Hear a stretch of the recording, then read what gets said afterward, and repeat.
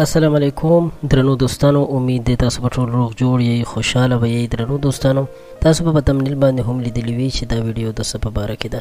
د پښتو فلمونو ډرامو کې چې کومه بې شرمي شروع ده، صرف او صرف د پیسو ګټلو په خاطر باندې چې کوم کارونه کیږي، نو دغه ټول هر څه تاسو سره نن په دې ویډیو کې شریکوو. قدرمنو، که تاسو ته معلومه وي نو د پښتو په فلمونو کې څه کنټینټ نه وي. د پښتو فلمونه چې کله هم جوړیږي نو فقط ډانسونه وي پکې، په هغې کې داسې څه بېهوده ډایلاګ هم وي چې د هغې په وجه باندې دوی خپل بزنس مخ ته بوځي.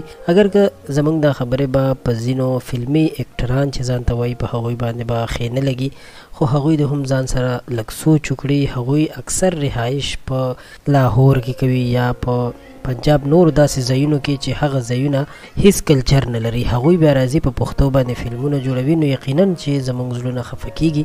موږ په دې باندې خفه کیږو ځکه چې د پښتو فلمونو جوړولو دپاره بیا داسې کنټینټ پکار دی چې هغه د دې ځای د خلکو او د دې پښتنو د ژوند ځواک عکاسي وکړي. نو په دې وجه باندې ما غوښتل چې تاسو سره په دې باره کې څه مهم معلومات شریک کړم چې دوی په کومو طریقو باندې دغه بې شرمۍ نه کوي.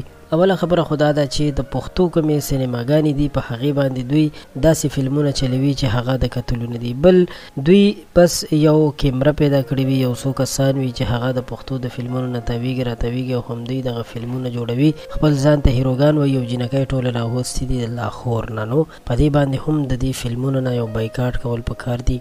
بالکل دا فلمونه کتل هم نه دي پکار، فلمونه خو هسې هم کتل ښه خبره نه ده، خو داسې فلمونه چې په هغې کې څه کنټینټ هم نه وي، څه کریشن پکې هم نه وي، نه پکې د یو چا عکاسي وي چې دغه پښتانه دي او د پښتنو باندې فلم جوړیږي، نو د دوی عکاسي پکې وشي، داسې هم پکې څه خبره نشته. نو پکار دی چې داسې فلمونو نه بایکاټ وکړی شي. یو جهان مننه چې تاسو ویډیو را سره تر اخره وکتله.